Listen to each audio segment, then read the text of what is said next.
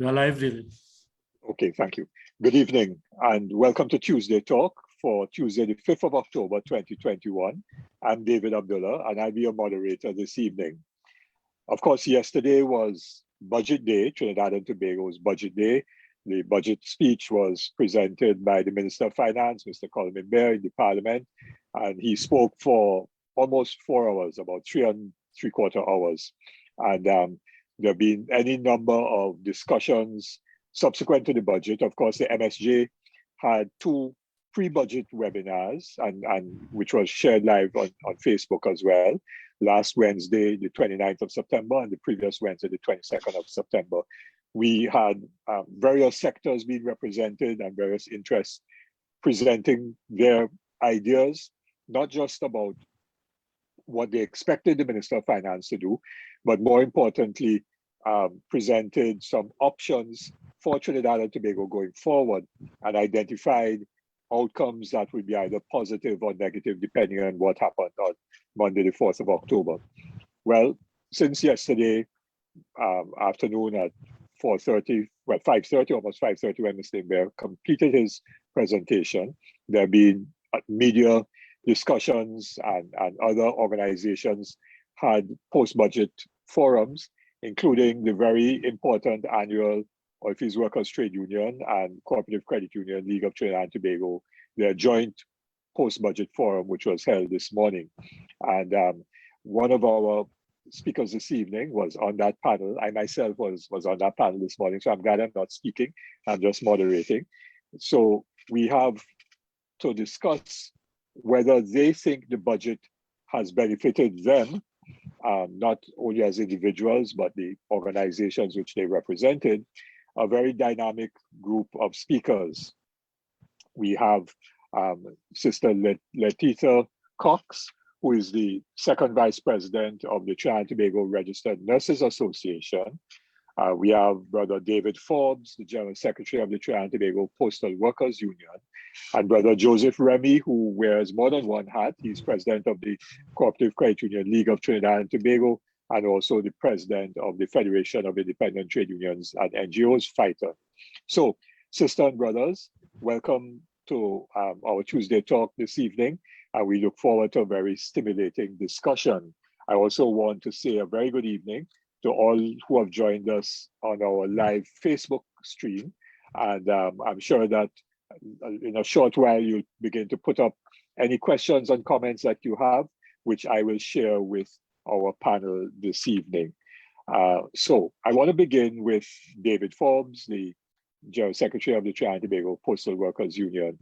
Brother Forbes, what do you think about the budget? Has it benefited you? Has it benefited your members and workers generally? A pleasant good evening, political leader of the Movement for Social Justice and my fellow panelists here this evening. I want to say to Trinidad and Tobago, and by extension, all MSG members, workers on a whole, that what we actually witnessed yesterday in the Parliament was 4 hours of a lot of discussions and talk with regard to what was already done and what was supposed to happen in regards to the actuaries going forward is what we felt was missing by the minister. And that is to say that, of course, while I am here to give some perspectives on the budget, my unease, if I must say in the first instance, must be that successive governments have not been engaging stakeholders in a timely manner with regards to the budget. And I'm saying that to say that the labor movement was asked to attend a meeting with the minister just mere hours, if I can say it, before the budget. And it is time that as stakeholders in Trinidad and Tobago, that we specifically treat with government or governments when they come into being to understand that their responsibility is to that of the people, and the people is indeed the stakeholders of the country. And if it is, we are serious about articulating and driving the whole question of economic possibilities for the country, it must be done from a position of engaging meaningfully with stakeholders. And the people must have a say in terms of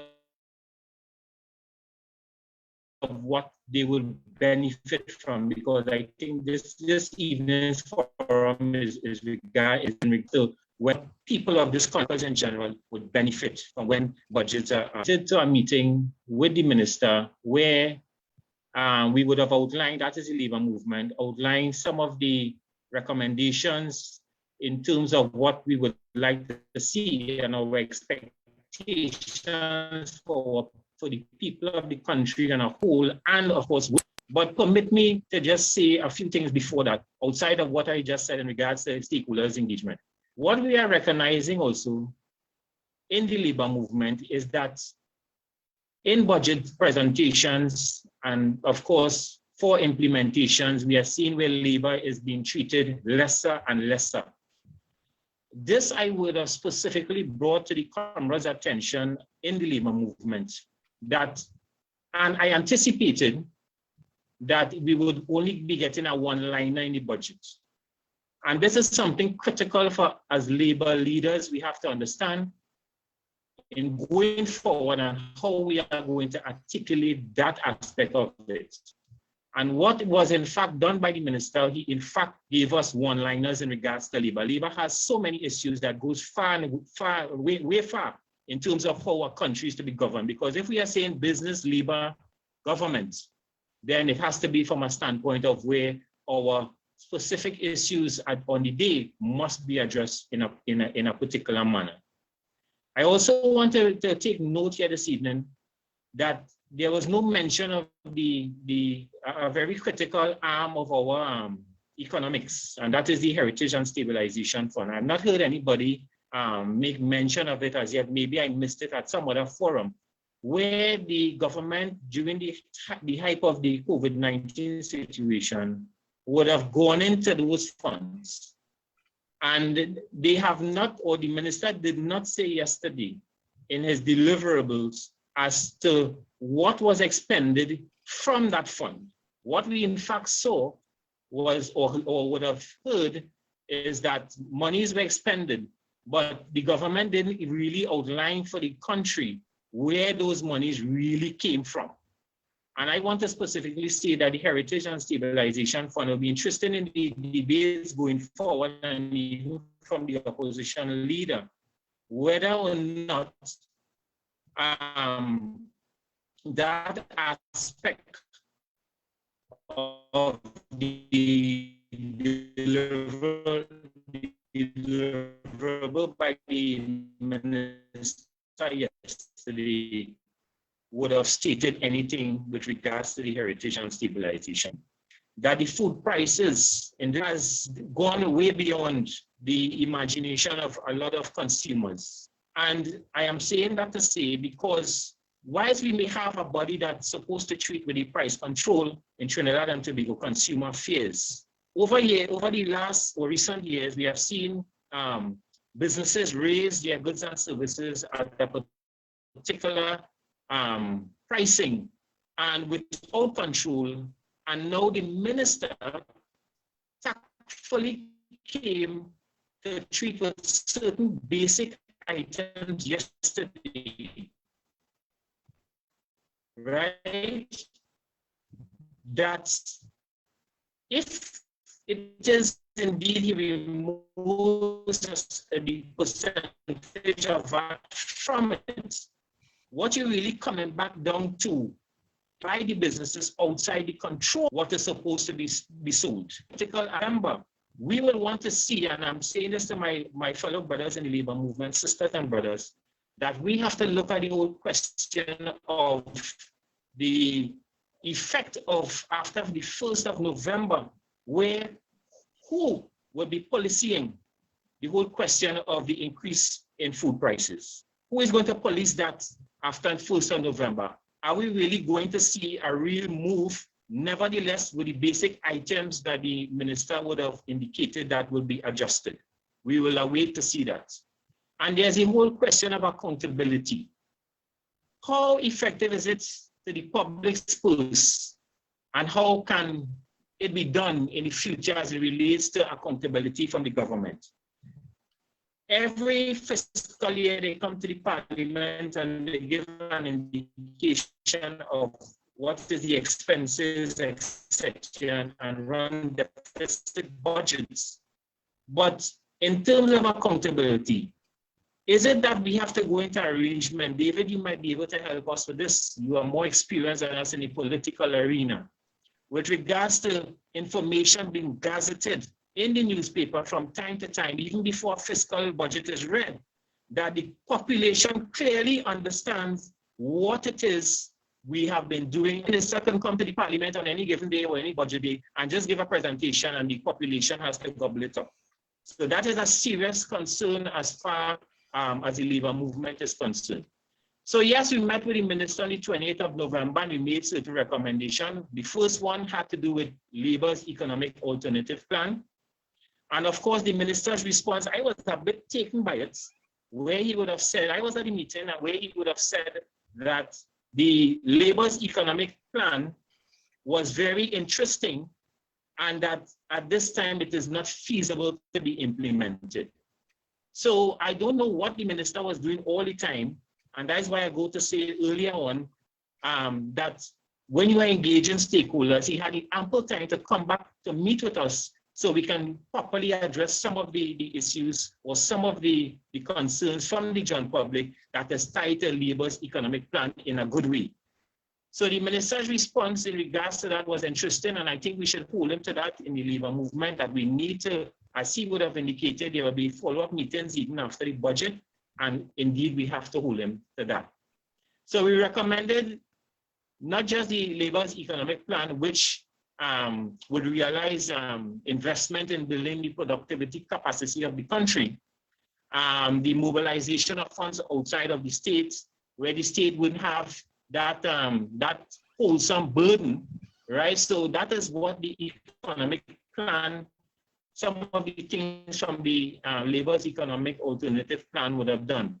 We also said that this would also be necessary with the focus on mobilizing the liquidity in the economy and build productive capacity, and where now the country can attract the necessary private investment, because I heard the minister spoke about private investment and the whole question of PPP, public-private partnership. So we stated to the minister that LEAP is initiative will definitely raise revenue for the country, thereby significantly closing the budget deficit gap and reduce the onerous economic and social burden on the people of Trinidad and Tobago. We made the request for the no new taxes at this time, and of course he didn't give any indicators as it relates to physical figures as it relates to what will happen with the taxes, although the government would have ruled out the whole question of the evaluation of properties, etc.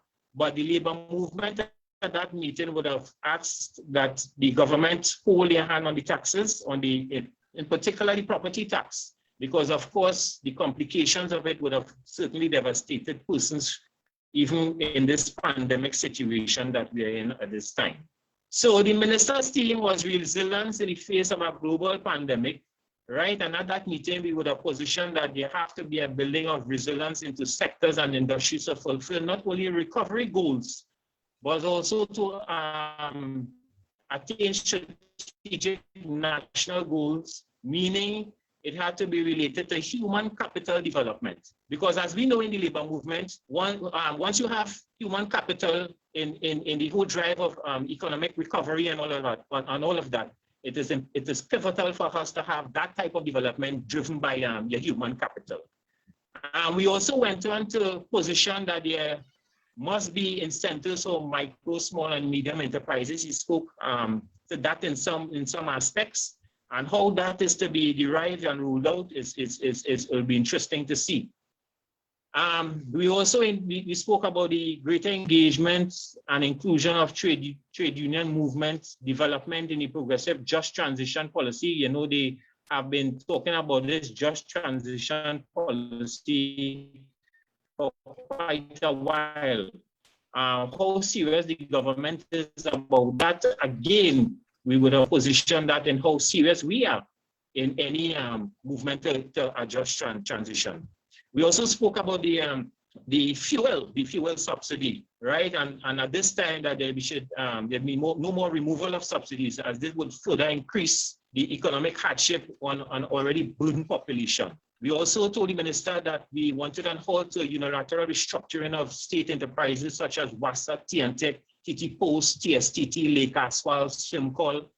And to that end, we call for the immediate involvement of the respective recognized trade unions in these state enterprises, which will ensure successful restructuring and a more efficient delivery of services. There is no other persons or people to run the business of an organization more than people who have the wealth of experience in it, more than workers. So we will, of course, hold to the privatization of the ports, including the port of Scarborough, Port of Spain, the tourist section of the port. And we also said no to privatization of NP and the selling of service stations. We said to the minister that instead of privatizing and selling NP service stations and removing fuel subsidies, we recommended an increase in the margin for exploration and production, where customers from the current arena would have to treat with a 10 cents liter, which will result in additional revenue for NP.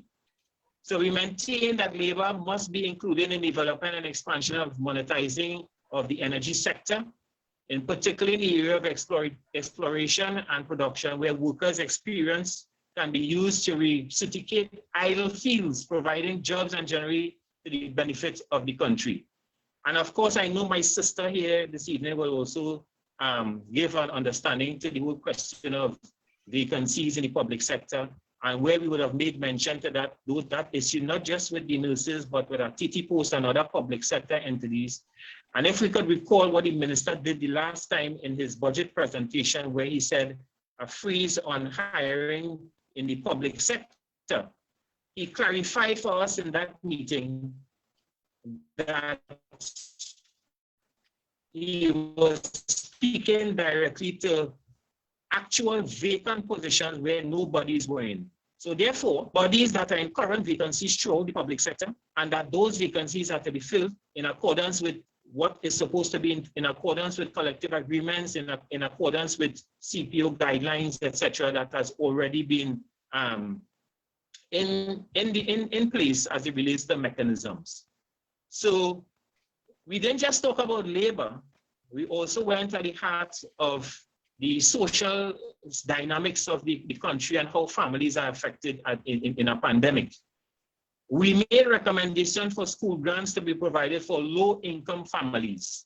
That would have been a benefit to a number of households in the country. The minister probably didn't pay attention to it, but I am sure that with the articulation, and I'm sure a lot of politicians are listening here this evening, that particular item be articulated in a particular way in the parliament over the coming days during the debate.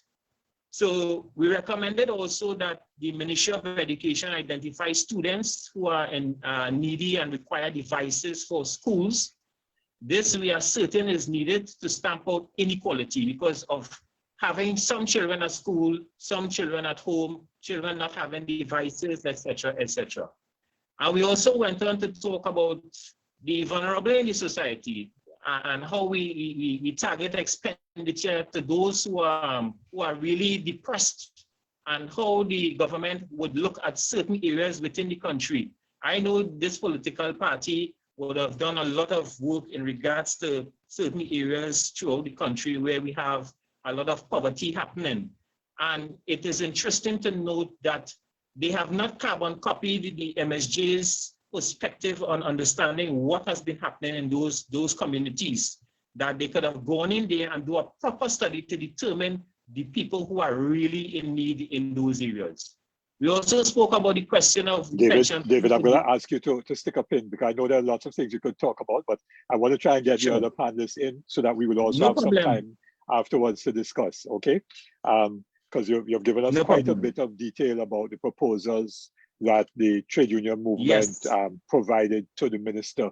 I didn't hear, except for the first two comments, I didn't hear much about whether you'll benefit, but we'll come back to that perhaps in the discussion. All right, so I want to bring in when we come back to discussion, I'll clarify 1 or 2 points about the Heritage and Stabilization Fund that you raised, and also the issue of food prices and the role of the Consumer Affairs Ministry, and what we have proposed as MSJ to try to have some kind of monitoring of food prices. But let me now bring in Sister Cox, who is the second Vice President of the Trinidad and Tobago Registered Nurses Association. And the minister did in his budget speak specifically to the situation of nurses and a problem of nurses. So I don't know if you feel very good or partly good or whatever this evening. And I don't know if I'll break your bubble afterwards, but Sister Letitia Cox, welcome to Tuesday Talk. Do you think that you benefited and will benefit from this 2022 budget? And perhaps after you speak as a representative of the TTRNA, you might want to speak as someone who has to deal with food prices and other issues as a working woman. All right, well, I'll touch on as much as I can given the time. But good night, Comrades Abdulah and the esteemed panel tonight. I am indeed happy to have been invited to actually speak on this topic. And what I would like to do before I go into my discourse is say good night to all the nursing and midwifery personnel who will be tuned in to this program tonight. And I want to say well done, because we believe firmly that through our actions on Friday, on our blackout, our day of prayer, that it bore much fruit in this budget. But to say, are we happy, or do you think we are benefit? I think we are a group in waiting, because I want to say, let your yes be yes and your no be no. And for those who understand what that means, it means when you say something, ensure that it really comes to pass, that there is fruit with it. We are not in our hands, in our members' hands, those who are temporary and contract, they don't have that permanency letter yet. So until that is in their hands, the minister would have given a deadline of the 31st of December. We are a group in waiting. Now, 2 points that was very sensational for the nursing and midwifery community was, 1, wage negotiations in the public service and nurses on contract to be regularized. So I want to start by discussing wage negotiations in the public service. Now, most persons know that nurses are currently employed under the Regional Health Authority. We are no longer in the public service, but whatever is negotiated within the public service, we benefit from. Now, TTRNA, through our president, we have been letting the public know after this declaration by the minister, is that we will not benefit that much, or we will be at a disadvantage if the current negotiation is done under the public service, and we are not the person, that is the Trinidad and Tobago Registered Nurses Association. If we are not given the opportunity to negotiate for our membership, then we would be at a disadvantage. Now, why do I say that? The RLCB board, who actually gives out the RMU status, we are actually in line. We are waiting for that certificate to be handed out to us. They are not meeting regularly. And this means that we cannot attain RMU status until they meet and they deal with our application. And it means that therefore our sector, our group, nursing and midwifery population, we are not able to articulate what should be in a collective agreement for us. And we are saying, similar to the doctors I think in and around the year 2000, when the doctors were an arm of the then Public Service Association, they were able to negotiate for themselves before becoming an RMU because of their community of interest, because they recognized at that time that the professions equivalent to them were earning more, getting more, And they realized that when they were clumped together and grouped together with the wider public servants, they weren't really getting the salary commensurate with what they do and the sacrifices that they were making. Similarly, again, nurses are of that same view. When you clump us together, what we are doing, what the sacrifices they are making, you're not hearing that nurses cannot go on vacation leave. Vacation leave has been ceased for us. We have to stay on the wards and work. We have been working throughout the pandemic. We have to be the ones on the front line bearing all these risks, right? And yet still, our remuneration packages are not reflective of what we are doing. Case in point, the basic salary of an RMN is $7,507. When you look at our international counterparts, let's say the UK, starting salary when you go over there, approximately 16,625 people basic. So when you look at these comparisons, you understand what is happening here and the fact that we are truly disadvantaged. We are not getting the sort of remuneration that reflects what we are doing.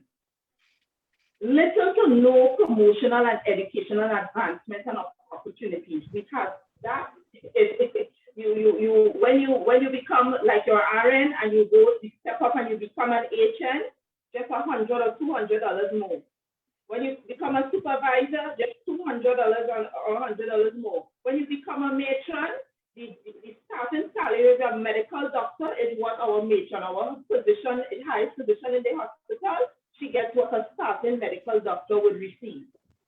So clearly, there needs to be that group, that person, us, who have that expertise, who have that understanding about what nursing and midwives do to really articulate in a collective agreement what we do. So we are saying for wage negotiation, we have the community of interest. We also have the numbers based upon our documents. We should not be punished based on the dysfunction of the RRCB board. So we are saying we are calling on the Minister of Labor, allow the Trinidad and Tobago Registered Nurses Association to negotiate for nursing and midwifery population in order for us to have the kind of collective agreement that speaks to what we do.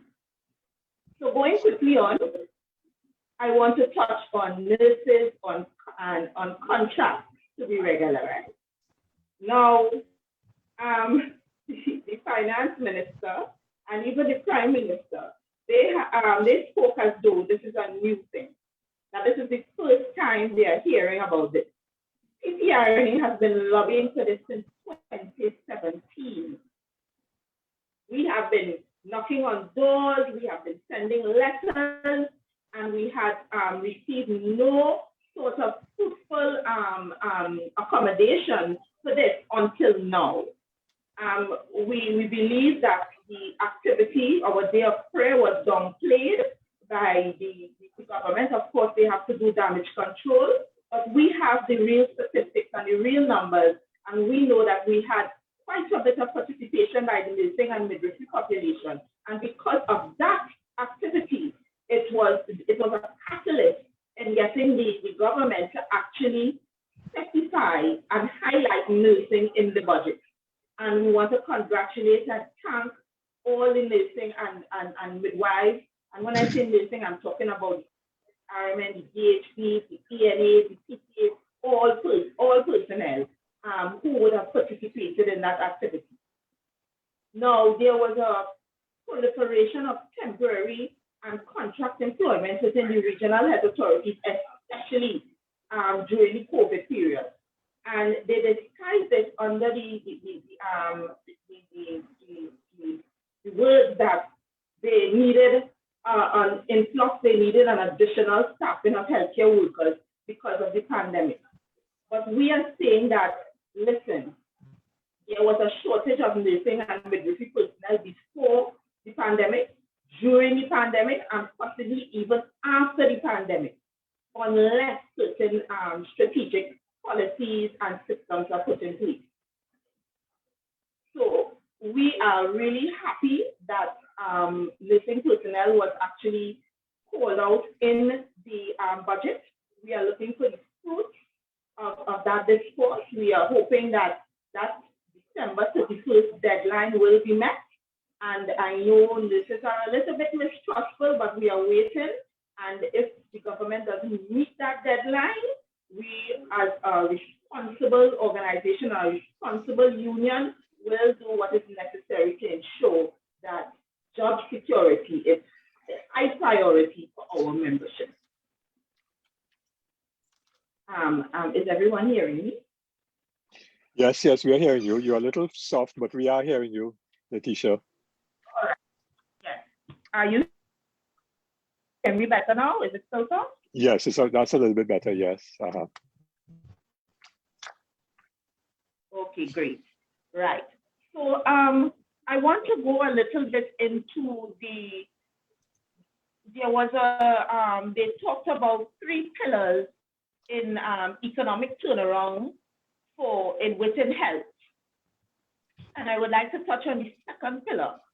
The second pillar stated, this is within the budget presentation, it said, repositioning and reprofiling medical education as part of our healthcare delivery diversification strategy for the economic transformation of the country.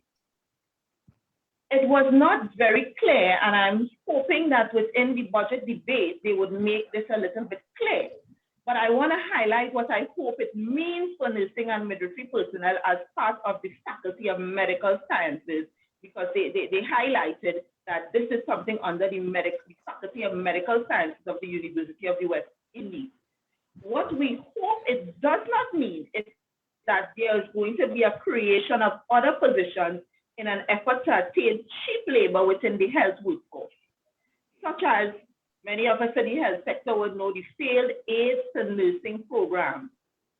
If anybody heard about it, it was that program where a particular government wanted to establish nursing personnel coming in with a one level pass with a passion, and they could do exactly what nurses would have studied 3 and 4 years to do. And we did not agree with that because it would have put patients in harm's way.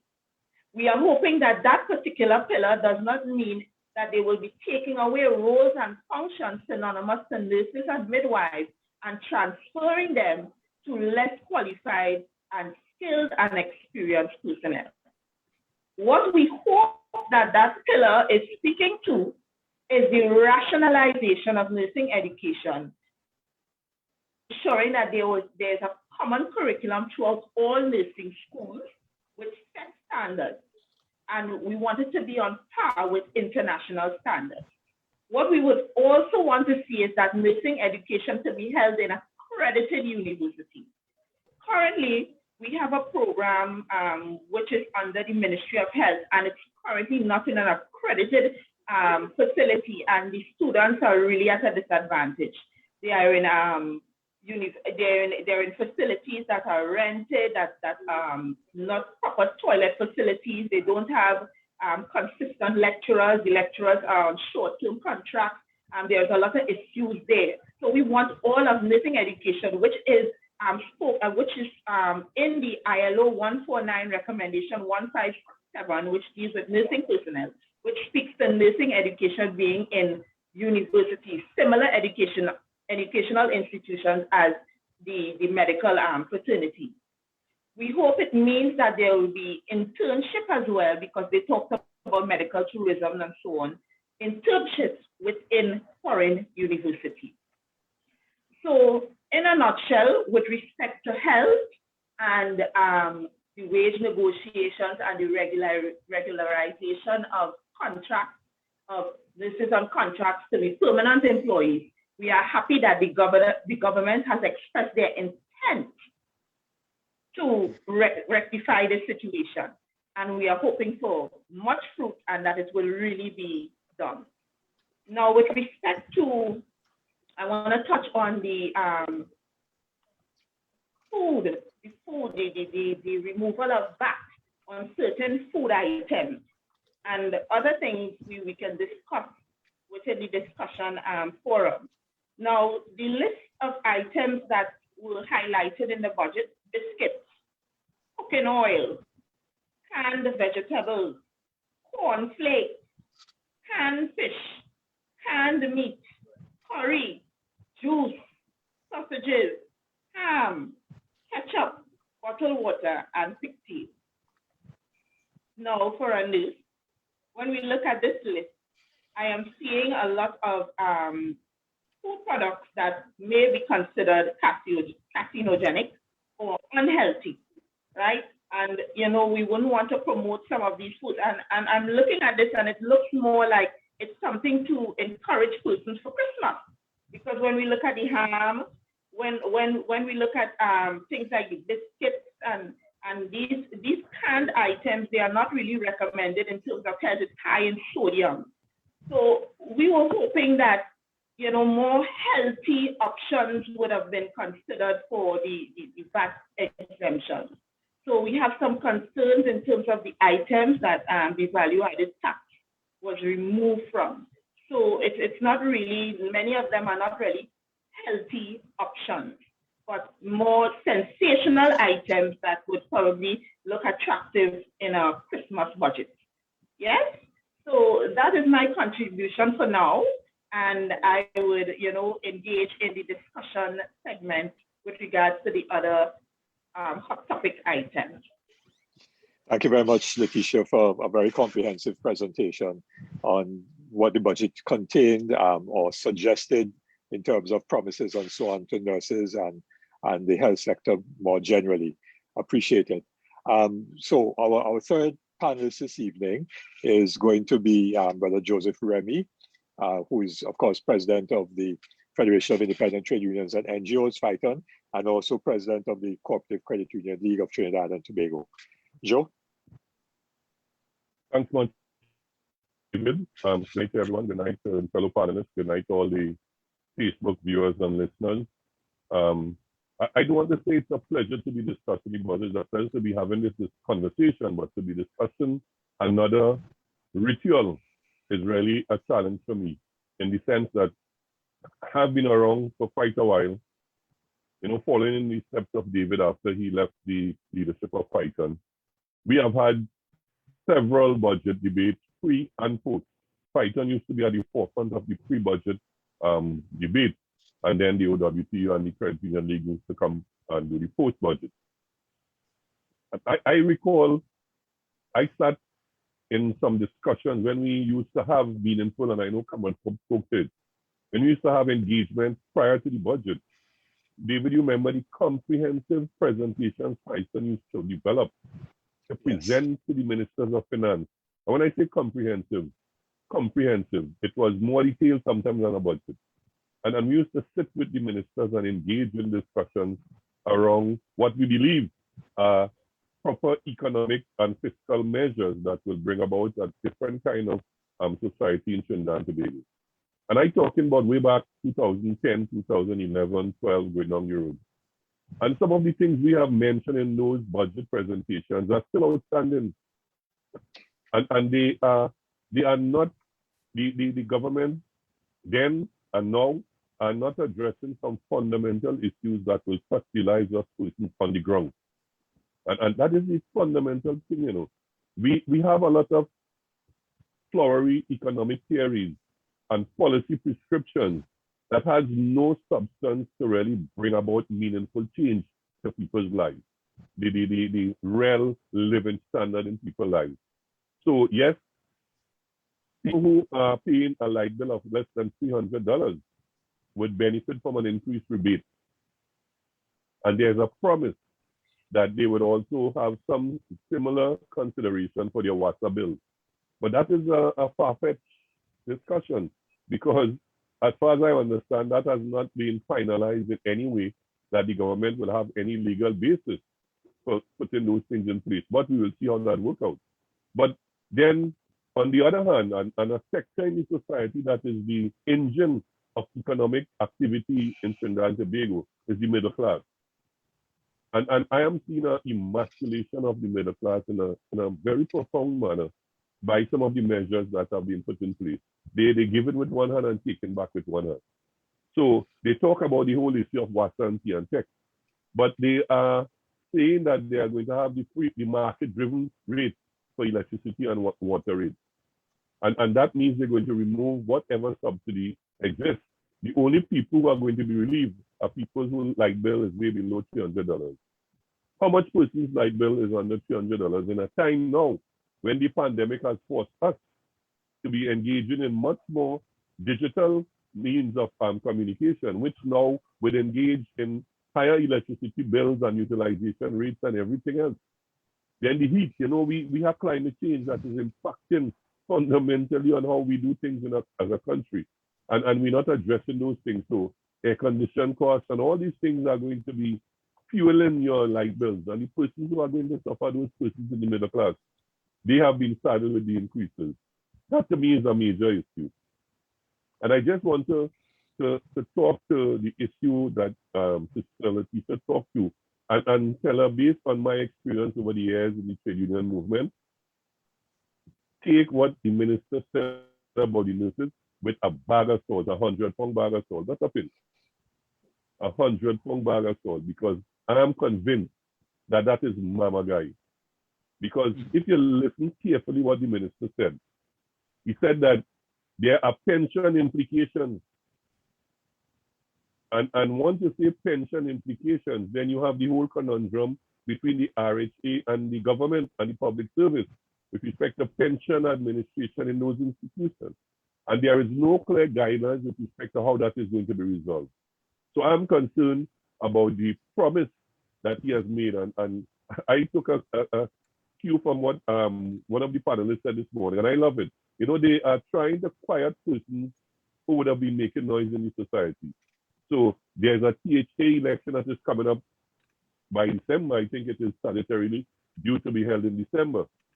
And what they would want is not to have any noise being made at this time, so that during that election campaign, there is not going to be any strong voices in protest, because they would say, look, we give all of this, and we promised you that, and we promised you the other.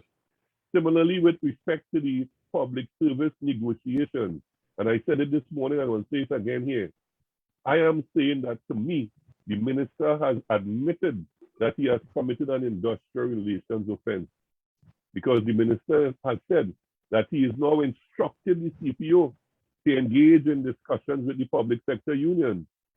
How long have those negotiations been outstanding when the unions have been saying that the government is failing to meet and treat?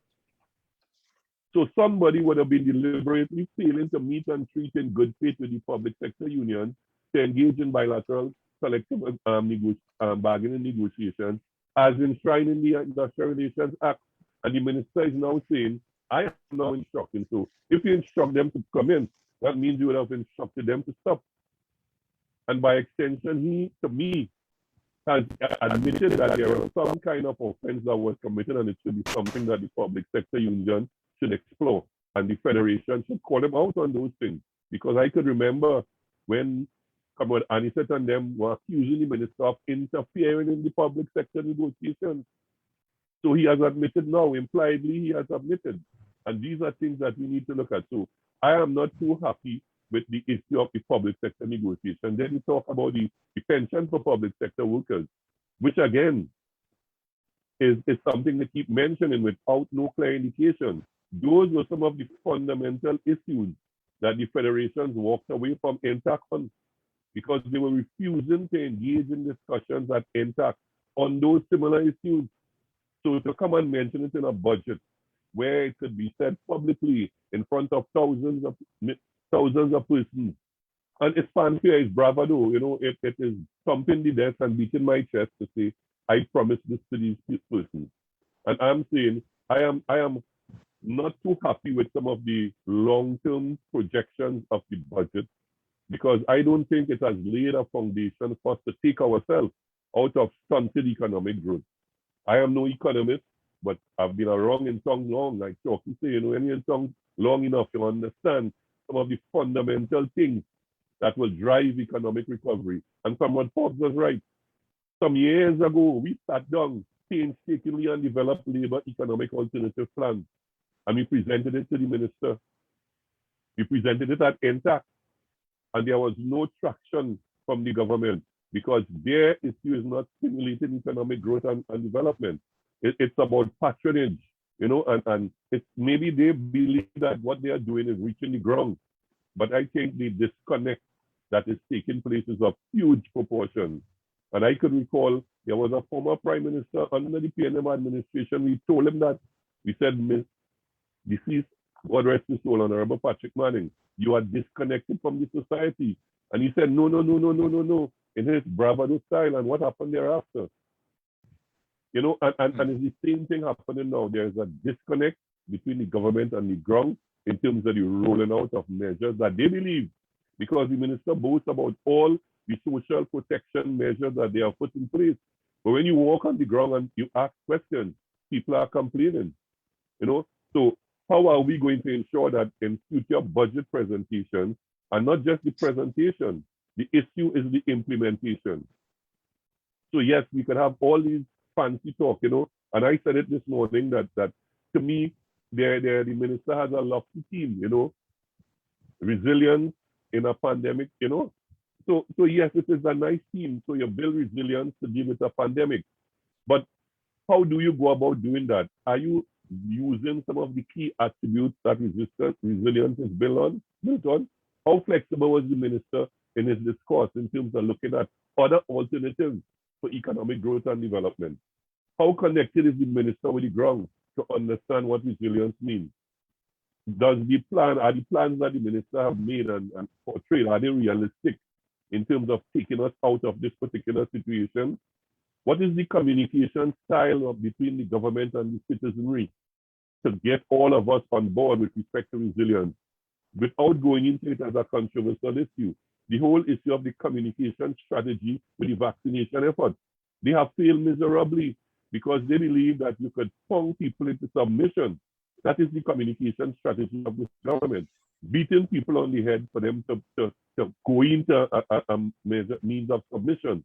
And I'm saying that is not the way how you do those things. And I don't believe that the minister has really impacted on anybody's social well-being by some of the measures that have been put in place. Yes, he's going to touch some lives and people are going to be happy. But what you're going to find within the next 6 months is they have no control, and they know that. They have absolutely no control on the global supply chain environment. And I've been reading some articles where the persons in the global supply chain are complaining. And they could have a humongous crash of that supply chain with dire consequences to prices. Who is going to have control over that when the government says a free market system without price controls? We have been, one of the things Python called for is the price commission. Remember how long ago, David, that was? Yeah. Years ago. And there is no regulation of the prices, and it has spiraled out of control. So we give people a tax relief with one hand, and we take it back in the supermarket on the second hand. It doesn't make sense. It is not touching our lives. So we are living in a cycle of debt. And that is something that I think is of critical importance. And briefly, I just want to say that as a practicing credit unionist, I was disappointed that while the government would have provided some level of tax relief to the issue of pension plans and NIS contribution and all those things, offered under those plans, I heard absolutely nothing about a tax relief for credit unions. And we keep saying that, savings now is of critical importance. And we need to encourage persons to save more in this circumstance. And the credit union movement is the most appropriate vehicle that engenders that level of saving. Because what we do is we use your shareholding as the means of providing you with loan based on your character and other considerations. But while you are paying back the loan, you are continuing to build your capital base in the institution. And in the cycle of benefits continues, because at the end of the year, you benefit from a dividend on your shareholding based on the surplus that the credit union makes coming out of the business that it engages in. So at the end of the day, the shareholders who are the owners of the credit union, which are the ordinary members, are the ones who benefit. And there was no incentive for credit unions. We are still talking about encashment of government checks, assignment of salaries to credit unions being able to facilitate the payment of utility bills.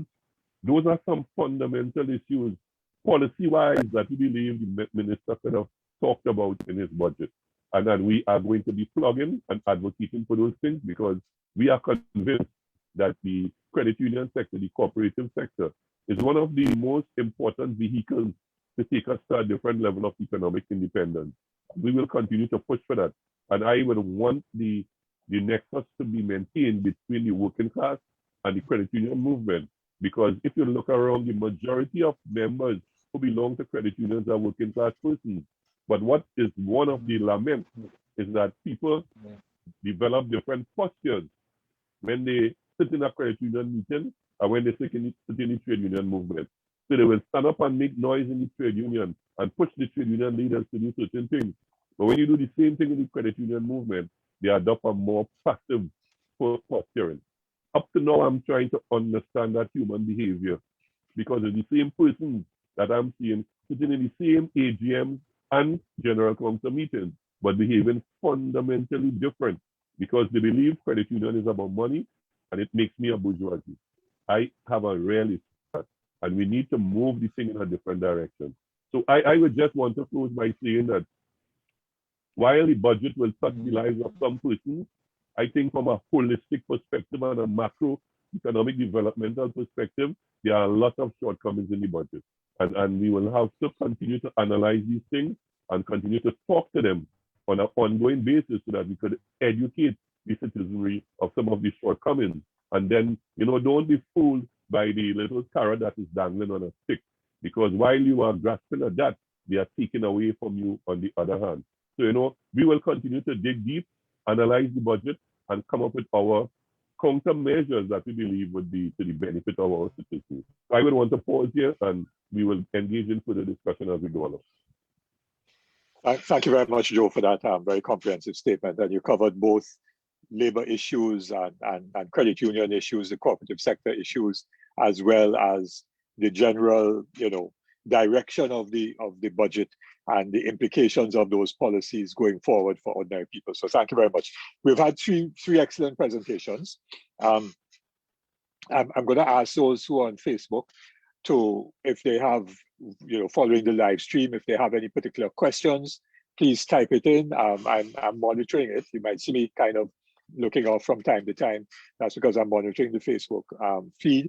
So if you do have any particular questions that you wish to pose to any of the panelists, you could put that into the Facebook comments, and I will relay that to the members of the panel. Before I ask you to engage one another, the issue of the Heritage and Stabilization Fund. Let me say that there have been many recommendations, including a very detailed recommendation from the Economic Development Advisory Board sometime in 2016, I think it was when that board was in existence, to the government that the HSF should be split into two, a heritage fund and a stabilization fund. And the reason why we said that is that we wanted to isolate, if you wish, the heritage part of the fund so that it would not be that easily accessible to a Minister of Finance who might have some budget crisis because of falling oil and gas prices or something like a shock, economic shock, like what happened with the pandemic.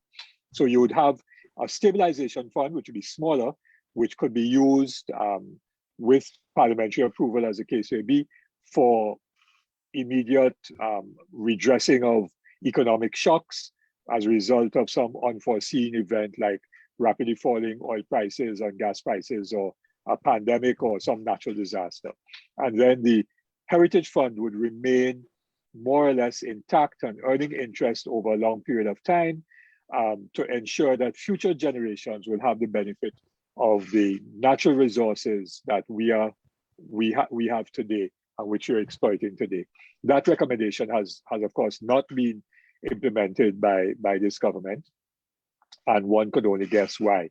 The minister did refer in the budget speech, however, to the fact that some $800 million had been withdrawn over the last year and a half or so from the HSF, and he did give the figures for the HSF in 2015 and what the HSF is today. And essentially what has happened is that the interest that has been earned by the investments of the HSF, the principal, has enabled the principal amount to remain the same, even though 800 million US has been withdrawn. So the fund hasn't decreased from where it was, say, in 2015 or 2017, in the sense that the principal amount remains the same. But of course, 800 million has been withdrawn, largely a result of interest earnings. Now, you can get the documentation with respect to the details of expenditure, and that is one of the problems of a budget. The details of the expenditure are not generally given in the budget speech. You can't do that, but are to be found in huge documents, and I have some of them. So I just put them up. Okay, and these big budget documents, which provide draft estimates of expenditure for financial year 2022. These also have the comparative figures for 2020, 2021, and so on. Under the actual heads of expenditure, going down to how many clerks are employed at what grade, and so on and so on and so on. And there are several of these big yellow books that are available. I believe they're online, but you could also, I don't know if they're accessible, hard copy. And then this one here provides draft estimates of revenue, and it provides details of the actual revenue for previous years. So you could see how much the oil companies paid, how much other companies paid, and so on. Not individual companies, but the gross amounts. And that's where you get the details. So what it does mean, however, is that the average citizen is unaware, because the average citizen, David, is not going to get those books, doesn't have the time to go through those documents and so on. So that is a problem. The Parliament does debate them almost line by line as a finance committee, but that is if people have the time and the energy to listen. After the budget debate is finished, they're then going to finance committee to examine those things. But we have to find better ways of providing information to citizens about how the money is spent. So let me just take a couple questions from Empress Melanin to Comrade Remy. In your opinion, how can we consolidate our resources as members to create systems and also support existing systems that will help union members and the working class, working poor and the poor, to get through the next few years that we expect to be tumultuous? So that's a long question, but the question essentially, how can people, workers, and others in the community pool the resources, what we call the social economy, social solidarity economy, which is one of the planks of the MSA's policies?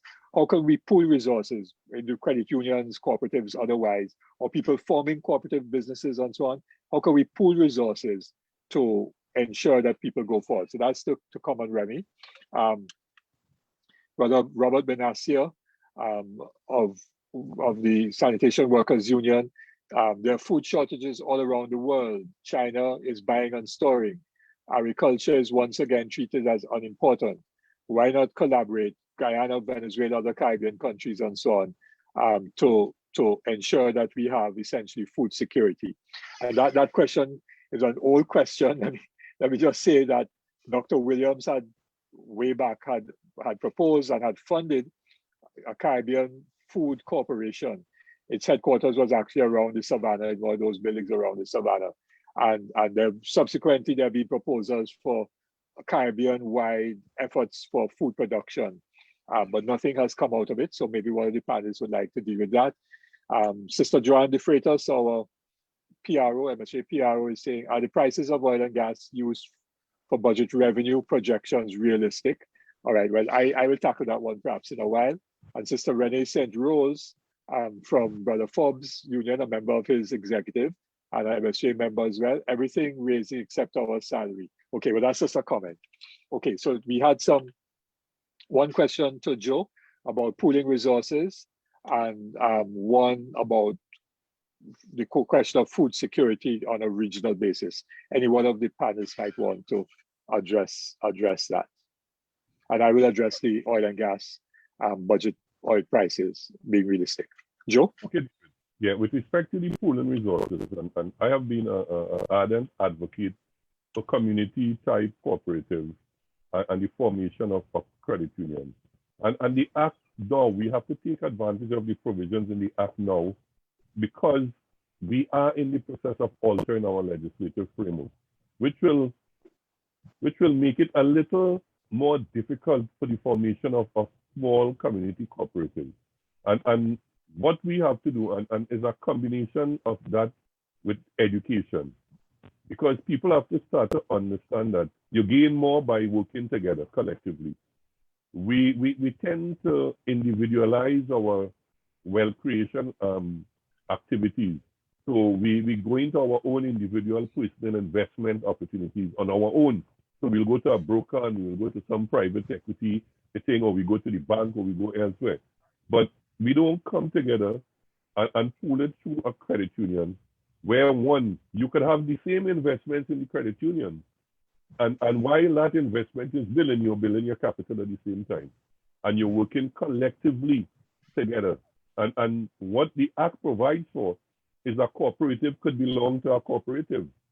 So if you form a cooperative, you can now be a member of a credit union. That cooperative could benefit from the liquidity that resides in credit unions by being a member of the credit union.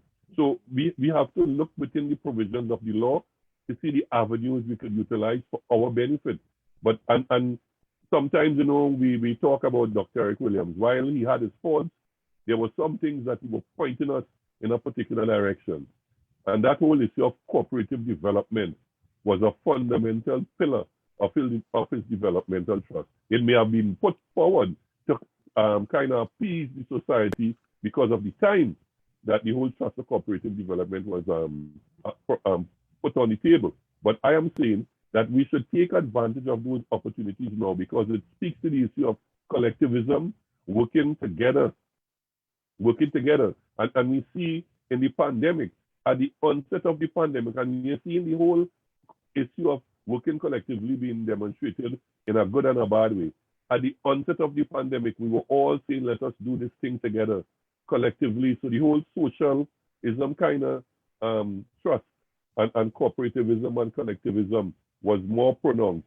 Now that people have vaccine, we are seeing them fighting one another, and the greed is rearing its head again.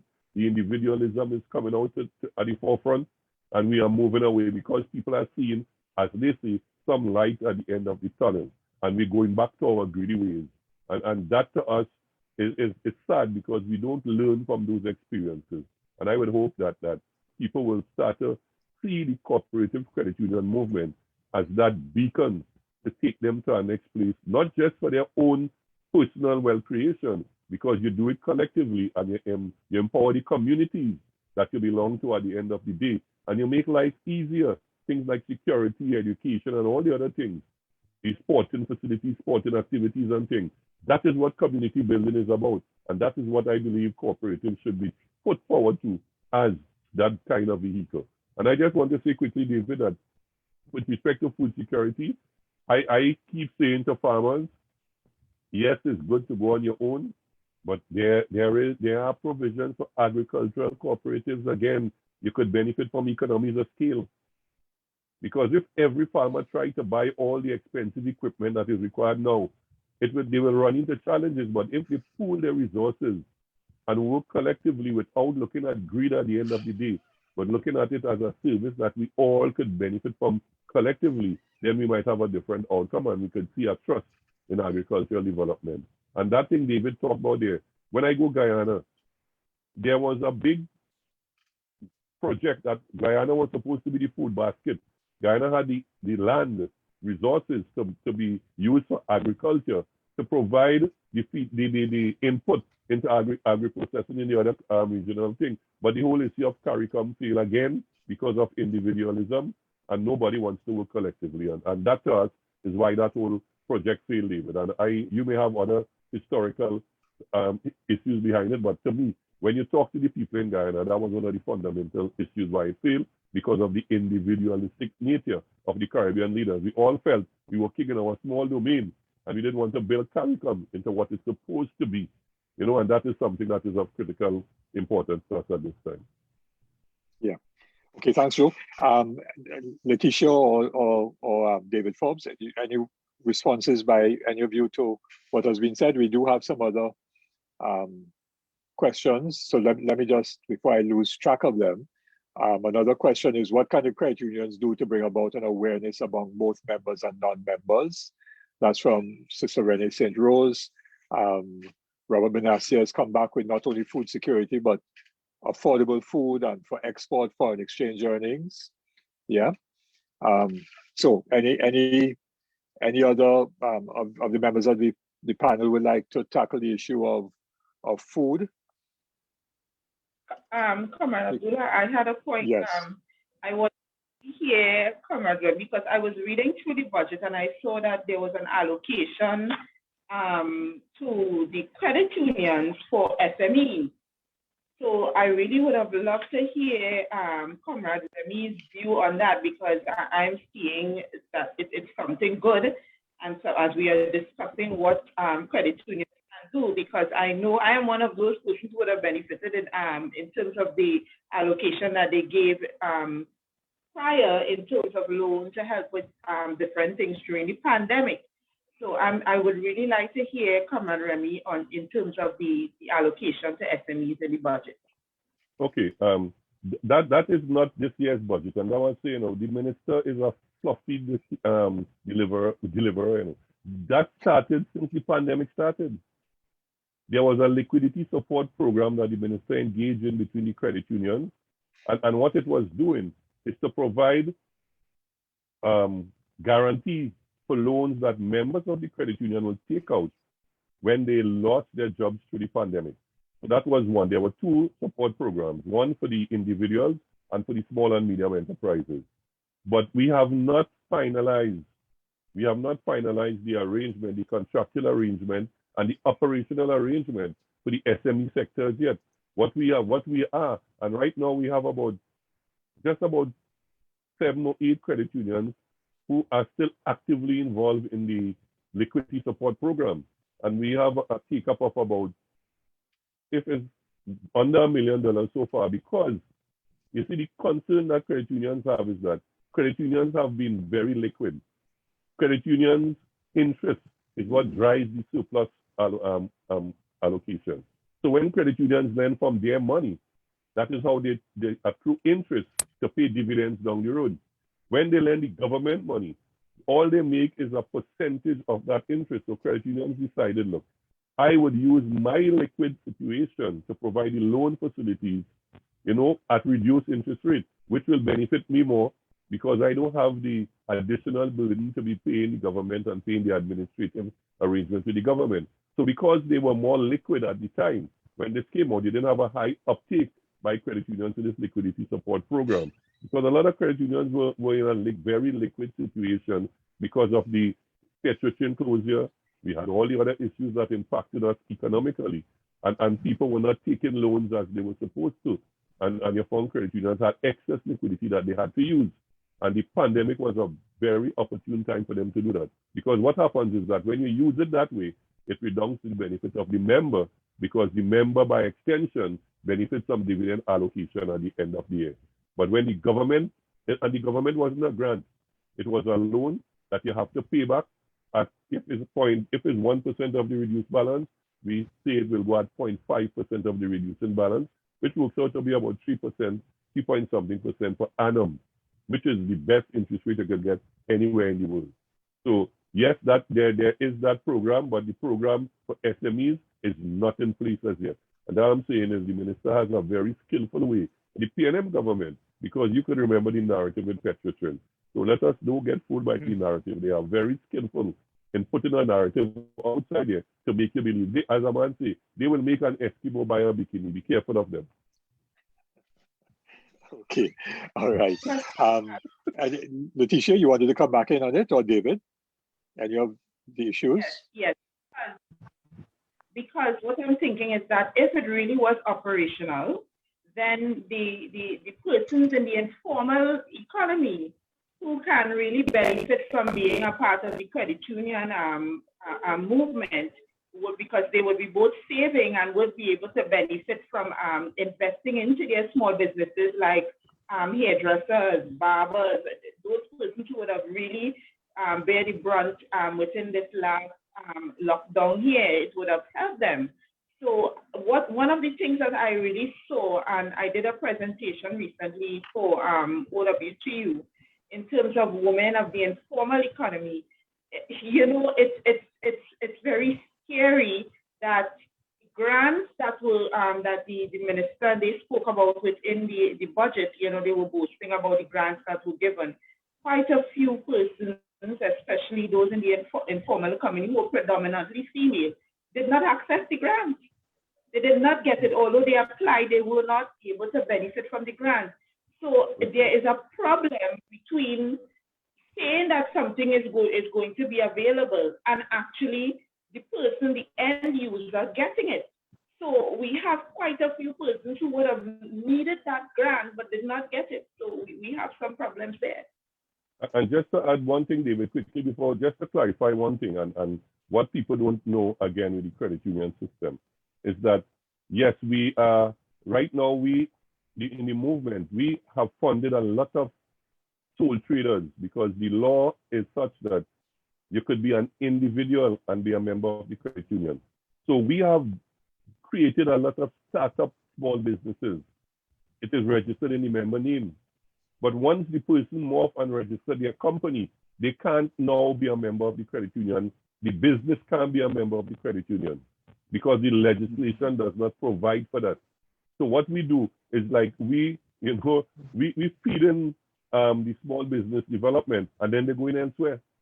Because when their business starts to blossom and grow and they register as a company, they can't continue getting funding for the business from the credit union because the law prohibits that.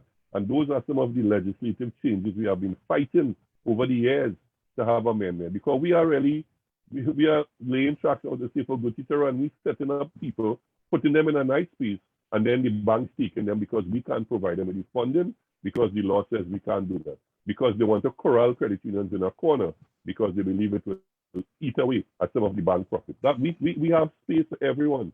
But what if we could fund the SMEs as a business, then that would be a big fillip for us through legislative change. Thanks for clarifying that. So there's a lot that has to be fought for to bring about the changes that will enable the pools of resources that are available to be accessible to those who need it, and so on. But I think, Joe, one of the things that we'll have to do is to have not necessarily a public session, but a session where you can provide some training to our members in how to set up a cooperative business, and so that we could begin to create some cooperative businesses in different communities where we have members who are struggling. And as you say, that cooperative can then join another cooperative, so they could join a credit union and then be able to access some resources that way to begin to float the cooperative business activity. That's very interesting. And we should pursue that sometime very soon. Definitely. Yeah? It's a good initiative, David, that we will definitely pursue. Excellent. Yeah, great. All right, so let me just answer the question from Joanne de Freitas about the oil and gas prices. Yes, I think they're relatively realistic because the oil prices now are close to $80 US a barrel. Gas prices are fluctuating depending on the market. The US market prices are lower, $5-6 US per MMBTU, but in Asia and so on, the prices are way above that, $15-16 dollars US and more for the same volume of gas. So that is likely to continue for some time. In terms of gas, a number of countries are trying to cut back on the use of coal for generating electricity and for other activities and so on. And because they have to cut back on coal because of the carbon emissions and the climate change lobbies, they're switching from coal to gas. And so the demand for gas has actually, natural gas we're talking about, has actually gone up very significantly. So I think that is a fairly decent estimate. Of course, no one could be absolutely sure.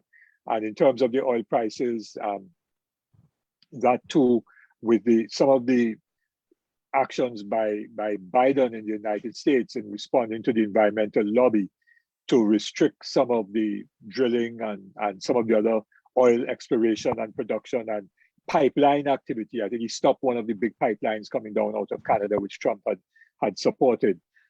Those things will also push up oil prices. The fact that Venezuela's oil production is fairly low means that Trinidad and Tobago's oil, being heavy oil, is in greater demand, which usually fetches a lower price on the international market, but is in greater demand for the refineries along the Gulf Coast of the United States, because those Gulf Coast refineries would have used a lot of Venezuelan oil, which is quite similar to our oil. But because of the US sanctions and the crisis in Venezuela, because of those sanctions and the pressures on the Venezuelan oil company PDVSA, with tens of billions of dollars of its revenues tied up in the United States because it has a US subsidiary, Citgo, and they can't get the money out from that subsidiary coming back into Venezuela to reinvest in the oil fields in Venezuela. So oil production in Venezuela has fallen.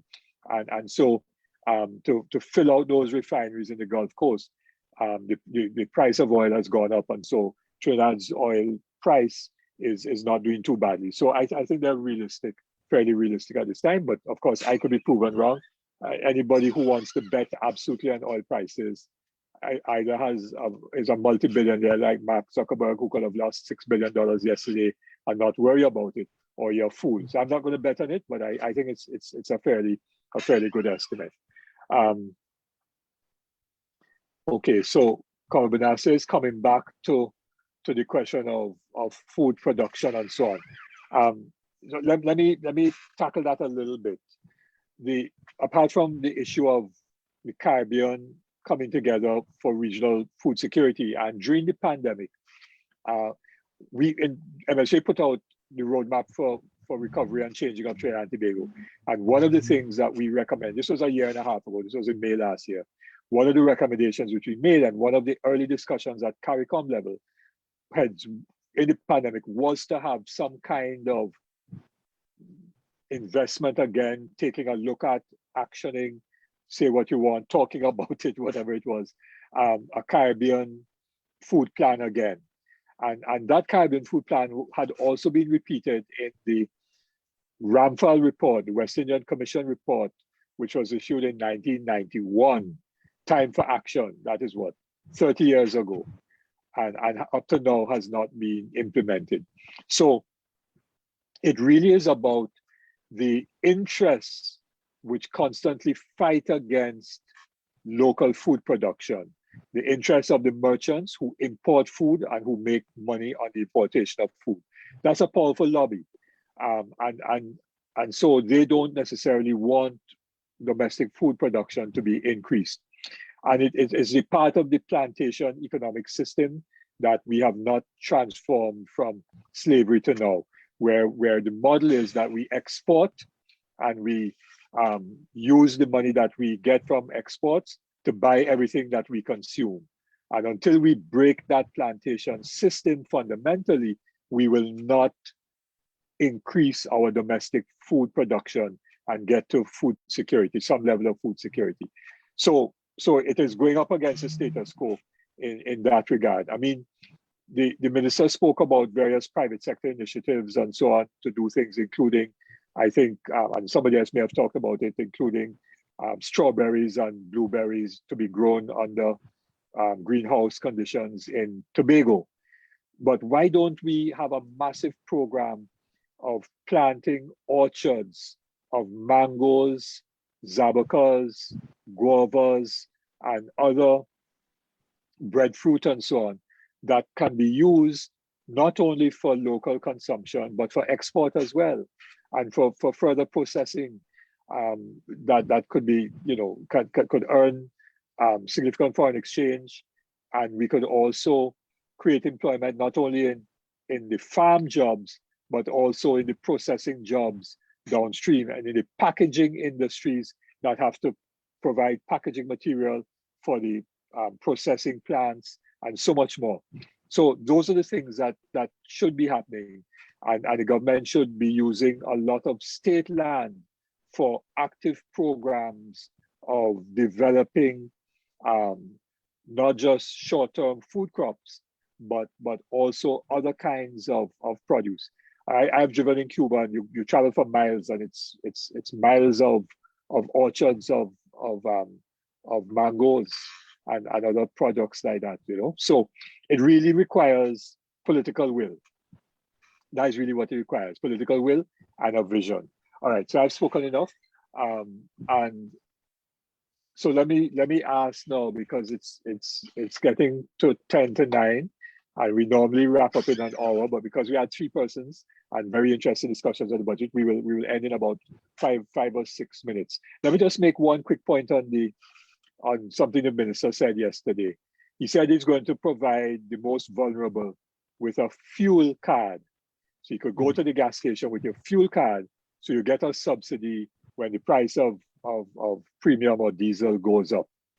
Now, that has to be nonsensical. I was going to use the Prime Minister's favorite word, but that has to be nonsensical, because which vulnerable person who not working, who's unemployed, or a single mother who's working for minimum wage with 4 children having to pay all those expenses has a motor car in the first place? The most vulnerable people take taxi and maxi. So what fuel card you're dealing with, Minister? That has to be real nonsense. It's absolute foolishness. But that is the kind of disconnect from reality that ministers and technocrats have in this country. And that is what needs to be changed. So let me come back to our first speaker, David Forbes, and ask if you have any additional points that you wish to make, and closing comments at the same time. David? Yeah, and sure, any thank you. responses to any of the questions and discussion that has taken place so far? Well, I think, Comrade Joe, most of those questions will be centric to the Iranian credit union movement, except to say that I don't know if you would have noted what the minister said yesterday with regards to the banks being on a strong footing, and there's some level of strengthening for the unit trust corporation. I don't know if you heard that part of it from a Remy, and how that will impact on the credit unions, although in some way or the other you would have indicated in parts how the credit unions have been treated over time. But that specific question tickles my imagination as it relates to the unit trust. I don't know what you would have gathered by that. Come on, Remy. I'm not clear as to exactly what the minister is saying. I know they have always had plans to lift the profile of unit trust for some time now, but it is not going to interfere with what the credit unions do. We don't see unit trust as a competitor. We see unit trust more as a facilitator for credit unions' investment because of what the ideological linkage was at that time and who the unit trust was initially geared to build wealth for. I think the thinking then was that it would have facilitated working class persons a particular kind of investment opportunities. But where my concern is the issue with the banks, you know, and the preferential treatment that we have always encountered being given to the banks relative to some of the facilities that the government extends. And there was something in the budget, the minister did speak to the issue of that they have engaged the banks in a particular kind of arrangement, and they have not engaged the credit unions.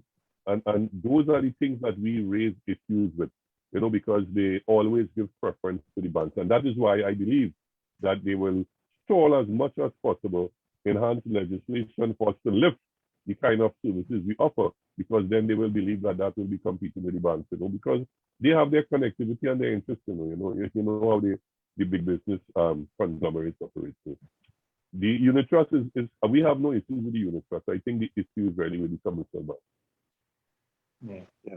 And David, just finally, yes, sure. David, go ahead. Yes. And just finally from me, the issue of roads infrastructure was also discussed by the minister yesterday.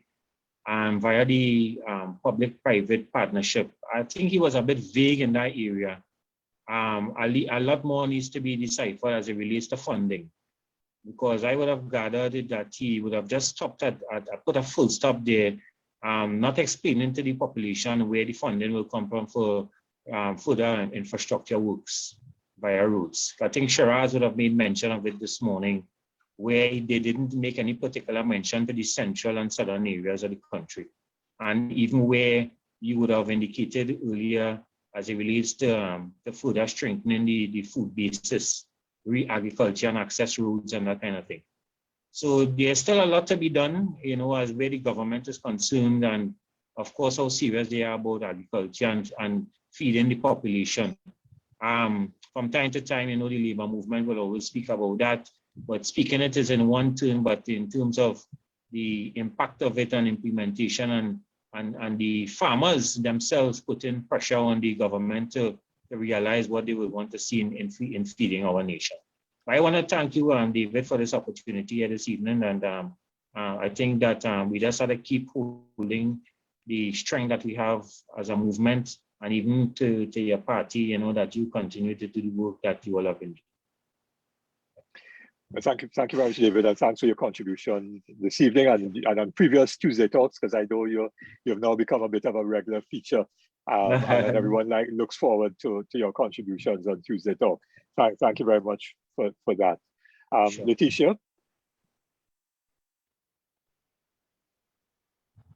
have we lost her? She's muted. Oh, Letitia? Yes. Yes. Okay, great. Yes. Yes, we're hearing you now. Yes.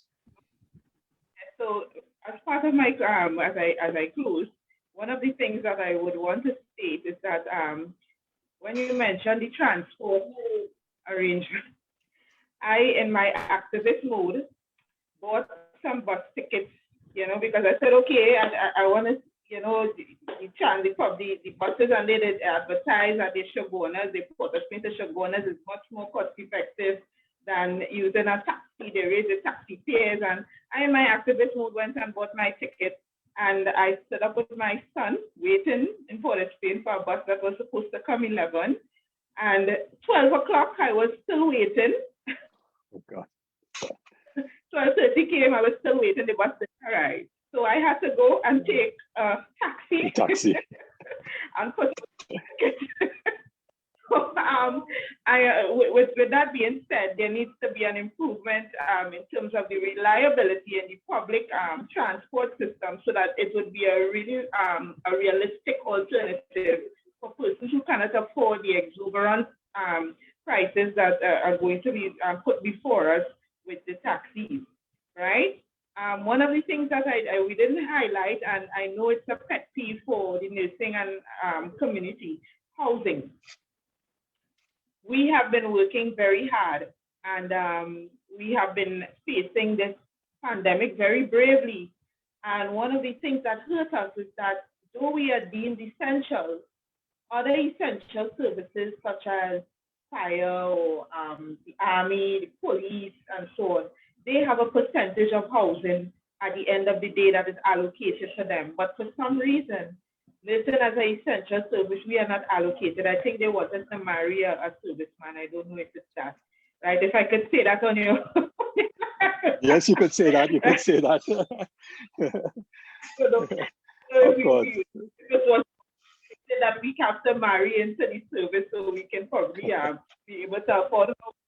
But with the salary that we have, I hear in the budget they're saying that they're trying to invest more so that it make it more affordable and persons, you know, in terms of their income. But as it stands right now, a single nurse cannot afford with her salary right now a mortgage. And then at the end of the day, if they that you have to come up with 10% of financing, you have to make sure you save out of that money, at least that 10% coming up to about 90,000, all that amount of money. So for your healthcare workers, for your nurses, I would have thought that the government would have put consideration into that and allocate housing and these sort of special considerations. The other thing that some of the nurses were really upset about, other countries value their nurses and they actually put in some sort of compensation package just because they worked through the pandemic. Nothing like that was discussed at all. Nothing to say a one-off, nothing to say, well, a hazard allowance, nothing was we didn't see anything like that. And we were hoping that we would have seen something like that in the budget. But unfortunately, we did not see it. But we are hoping that the prayers will still reach them And you know, they will turn over in their beds and they would say, oh my gosh, we forgot to put that in the budget, and they put it in. Yeah, so those are my closing comments. I am very thankful for being part of this esteemed panel, and I hope I would be able to join you all again at another time, different topics. Yeah. Thank you very much, Letitia. And by all means, we will have you again in the not too distant future. Thank you very much indeed. Joe, any further comments, or have you? Just quickly to the how can credit union raise awareness? We have been doing it internally. There every credit union is charged with the responsibility of having education programs. By practice and by law, each credit union must have an education committee headed by its vice president. They do a lot of internal education work. What we would want to see is, because the law is that you have to do these things for your members, to go outside of your membership, you have to do it from a marketing perspective to bring membership into the credit union and then engage them in that kind of developmental program. So we're trying to do a hybrid kind of approach to reach out to the non-members to bring them into the membership so that they would benefit at the end of the day. So that's one of the ways to raise awareness, and we are doing it. We have 2 radio programs, and we are trying as much as possible from the league to start to raise the level of public awareness for credit unions in the wider society. So I would hope that at the end of the day, that we would have a credit union in every household, and that the penetration rate would increase. Dominica has the highest penetration rate. In the Caribbean, we would want to compete with them and get us to over 70% to 80% of citizens as part of the cooperative credit union movement. But we are hopeful in terms of the work we have done, despite the non-mention and the non-recognition in the budget. But you will hear a lot of us in the coming months and in the coming years based on the advocacy that we plan to do at the local level. Great, thank you very much for that. All right, so I'll just make 1 or 2 points. I want to say that I think MSA is going to have to restate what we put in our roadmap for recovery. I mean, some of the things that the minister announced, like for example, 100 people from Board of Inland Revenue, we proposed, you know, the hiring of a lot of secondary school and university graduates who are unemployed to go around the country to macro food prices to make sure there's no price gouging. We talked about the need for the publishing of fair prices so that everybody knows what the fair price is and so on. Rent control, we should have rent control, because if property tax, some landlords are going to increase the rent, that's going to have an impact on people again. But if there's rent control, that could at least be managed in a proper way so that the burden doesn't fall on people who can't afford to pay additional rents. So there are a whole series of things that we proposed. 1 or 2 of them the minister picked up on, like tax credits for manufacturers who increase their exports and so on. But we went into much greater detail than he presented yesterday. But he obviously has taken some advice from some of the things that we have said, but not, of course, in any way to transform the fundamental economic structures and particularly the relations of economic and political power in the country. And that is something that we will have to come back to again. So that he talks about and boasts about all of the salary relief grants. Of course, lots of people didn't get, and so on and so on. But there was nothing about how to move people out of poverty, because that's what we really have. That is the real problem, is not how many hampers you give out, because you'll never ever be able to give out enough hampers if you have more and more people who are falling into poverty. The issue is how do you move people out of poverty, and you could only do that if they have sustainable employment or business activity that generates enough wealth and income for them to be out of poverty. And that also addresses the education system and so much more. So those issues were not spoken about at all in the budget, and that to me is essential. With respect to the infrastructure which David Forbes raised, we had proposed in our recovery plan, even before that, a national infrastructure development plan or national recovery, sorry, not plan, but fund, where we could have persons buying bonds, making a contribution to national recovery. So you buy bonds, you get a rate of interest over time, the government will have to guarantee, but some of that money will also be invested in new economic activities that will generate revenue. And some will go into infrastructure and so on that is needed, but not for Junior Sammy and Kusals and those big companies, Calco and all those big companies to make super profits.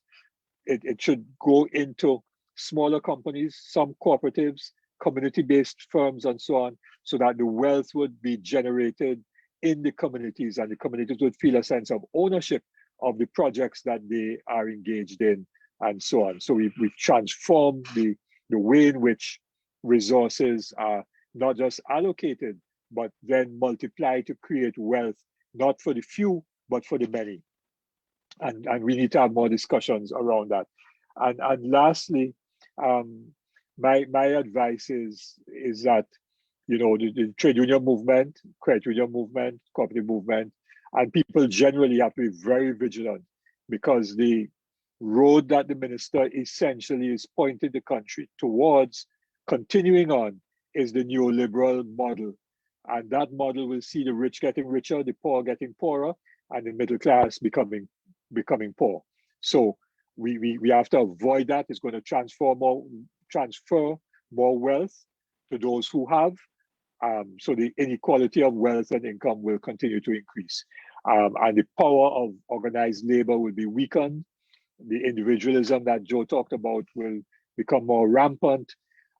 We become more dependent on exports, and ideas will be driven increasingly from Washington or from Hollywood, as the case may be, depending on where you get your ideas from, Facebook or whatever, out in California or from the IMF and the World Bank and the IDB and the US State Department. So we're at a critical crossroads. And so we have to be very vigilant, but even more important than being vigilant, we have to be prepared to strengthen the movement to bring about fundamental change and be prepared to take action in defense of your interests.